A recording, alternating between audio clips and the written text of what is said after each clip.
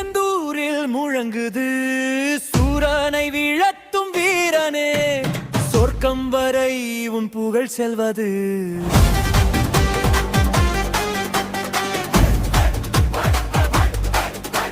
செந்தூரம் பூசிய முகம் சிவனின் பிள்ளை, சேவல் மேல் வீற்றிருக்கும் தெய்வம், பத்மநாபன் கூட வணங்கும் பாலம் முருகா, நீதான் பிரபஞ்சம்.